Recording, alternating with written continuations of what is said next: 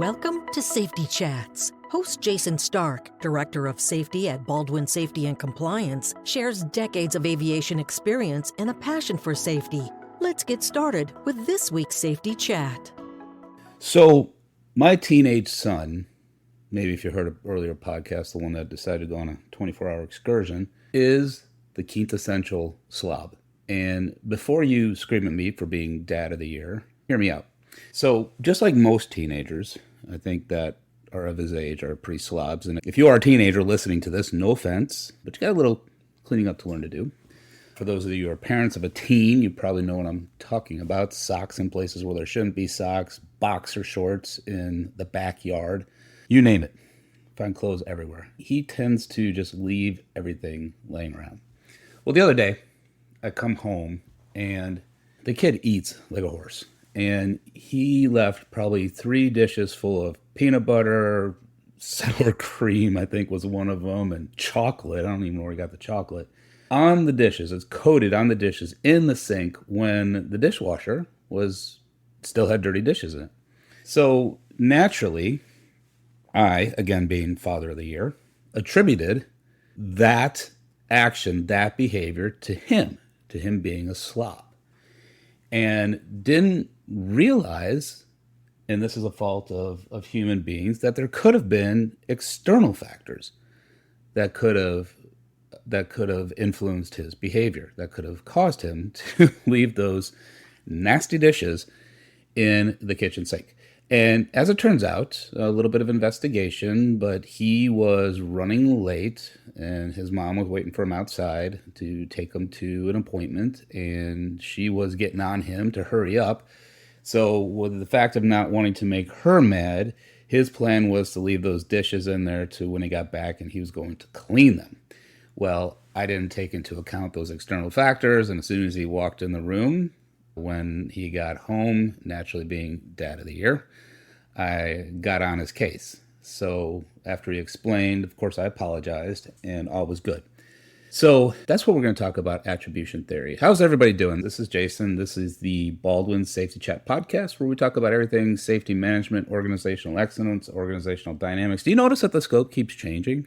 Each podcast. We're beyond safety management systems. Safety management systems are fascinating. Don't get me wrong. They are absolutely fascinating. But safety management systems are about the people. They're about the organization. So we have to start looking at behavior, and we also have to look at the factors that influence behavior within the organization, whether it be leadership, whether it be policies and procedures, whether it just be the working environment. But we have to look at all those factors that the safety management system should pick up on. So as we're talking about attribution theory, if you remember, I talked about this on another podcast, an earlier podcast, but attribution theory, in a nutshell, very broad brush, is the tendency for humans to attribute external and or internal factors to why an individual behaves the way they do.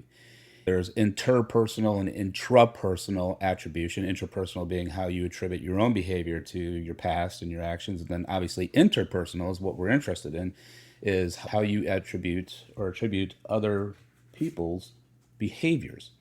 And I really want to put this in the context of what's called the substitution test. So hopefully many of you in your safety management system, you talk about as long as the act wasn't criminal, willful, or negligent. So you have this culpability algorithm. And maybe one of the steps on that culpability algorithm is if somebody else was in that same situation and somebody else was faced with the same external factors, would have they behaved the same? And would have there been probably the same outcome? And usually says if yes, then it goes on to probably external factors. If it says no, then you go on to probably showing that the individual is probably culpable, depending on how you have the whole thing set up. But as a side note, in your safety management system, if you do talk about justness of the culture, and you talk about, it's not a no blame culture, but you talk about having a process, a unbiased, objective process to determine culpability, then that's very important. And if you do have that, chances are you may have what is called the substitution test. I know Terry Yomes talked about this a lot.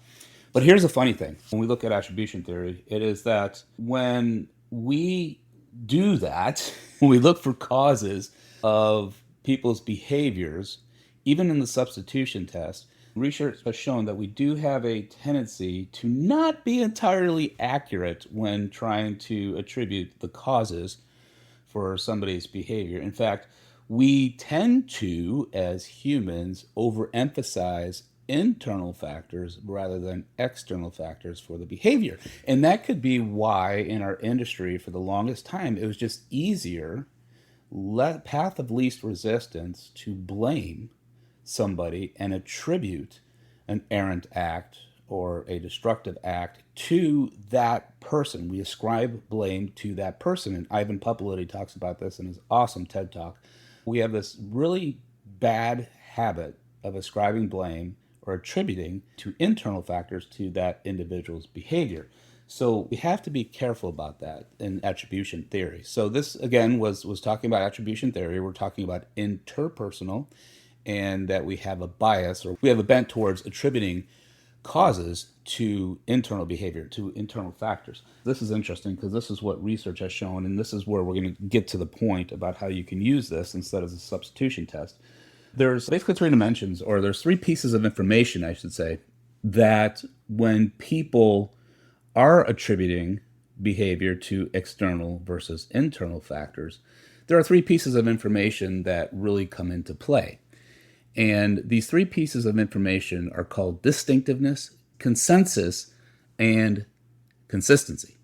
And let me go ahead and define each one for you. Distinctiveness, when we talk about that distinctiveness piece of information, that person, that individual, so when we're looking at how that individual behaved, they would have behaved or responded similarly in other types of situations of that kind. Not a similar situation, but in other types of situations that individual would have behaved in the same way. And then consensus, and this is what the substitution test really focuses on, but consensus is others typically respond the same way as that person did in the same or similar situation. So when we look at the substitution test, again, called substitution because you're substituting that person with another person and seeing and basically theorizing, or in your mind's eye, if you will, determining if that person that you're substituting for would have behaved similarly or in the same way as the person that you're looking at. And then finally, consistency is a similar response is by that individual is produced in similar situations. So if there are similar situations that were present where the person in question had an error or a deviation or whatever it may be, the similar response is provided in similar situations. So if it was ground handling, the person didn't chalk the plane, in similar situations, like if it was a high tempo, bad night versus a nice night, and they don't chalk the plane, that would be a similar response in similar situations. So you have distinctiveness, consensus, and consistency. Again, distinctiveness, the person responds similarly in other types of situations. Others typically respond the same way as that person would in a similar same situation, and then that person has similar responses in similar situations. And try to get those in your head because this part's going to really bake your noodle.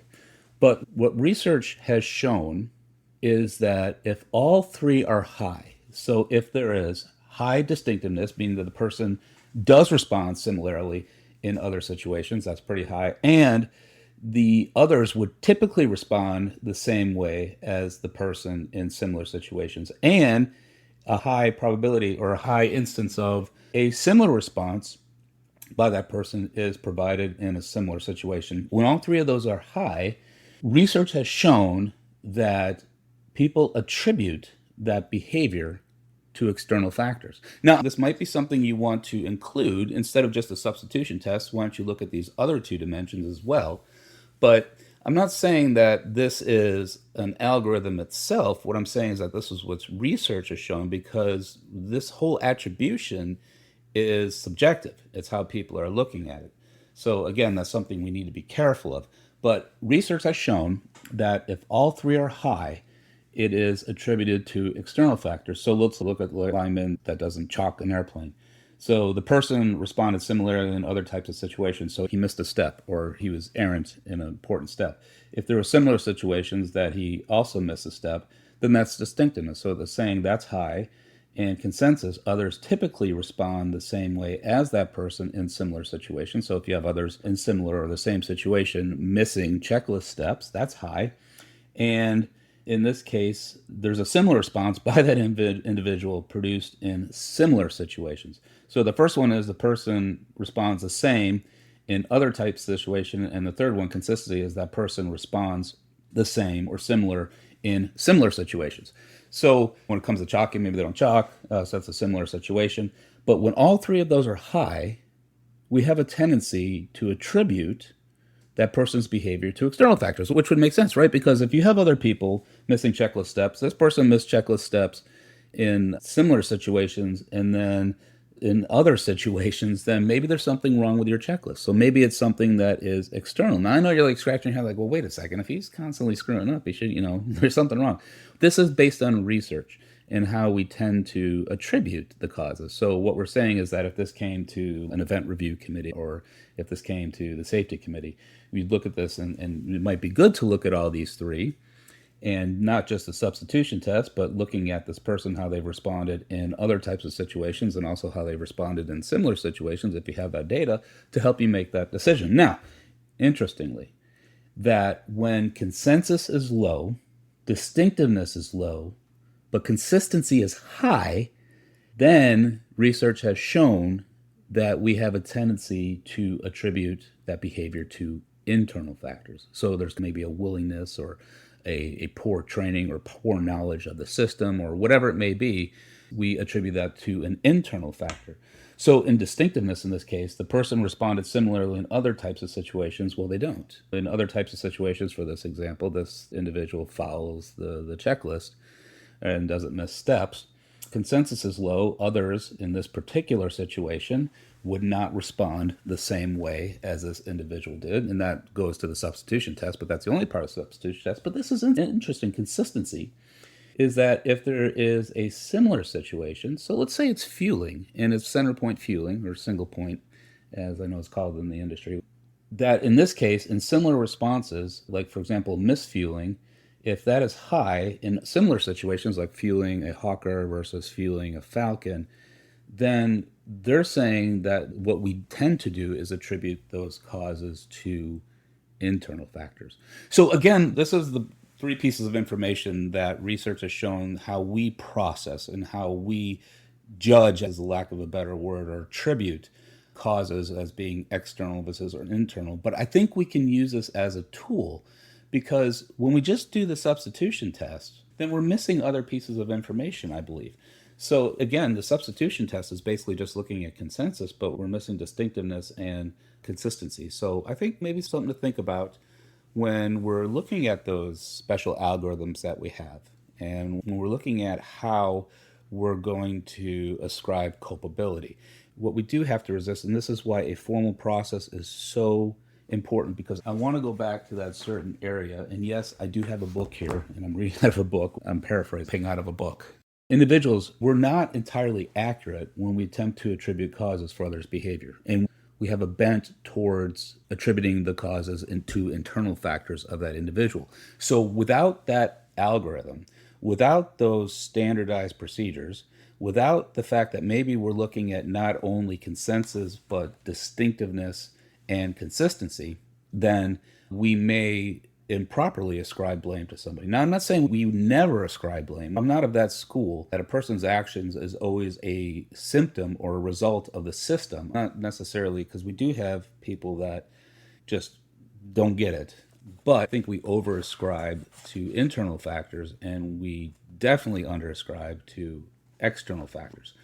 So that is my spiel for today. I would love to hear what you think about this. I would love to get feedback on this, especially for those that do have that process or that algorithm for determining culpability in their organization. So yeah, drop me a line. Let me know. And I'd love to discuss this with anybody. But until then, wow, I thank you guys so much for downloading this. Thank you so much for listening to this. Thank you for listening to me rant. If you like this podcast, wherever you listen to it, if you wouldn't mind knocking that like button. If you don't like it, don't feel obligated, obviously, but just let us know how we can improve. We want this to be a service to you. We want to serve you. We want to help you, and not saying that you need help, but we all have an obligation to constantly or consistently improve. So that's what this is about. And I want to serve that need that we have. So guys, I love you. Thank you so much for what you do out there. I look forward to talking to you on the next podcast, but until then, stay safe. This podcast is brought to you by Baldwin Safety and Compliance, the leader in safety management for the transportation industry. Since 2004, Baldwin has been providing state-of-the-art solutions and 24/7 support to the aviation and transportation industries. Baldwin's clients include all sizes and types of transportation operators. Baldwin provides safety and related business services to commercial and non-commercial transportation operators, medical transporters, FBOs, MROs, airports, flight schools, UAS operators, firefighters, OEMs, ground transport operators, and others. Visit BaldwinSMS.com to discover how Baldwin can enhance your organization's safety program.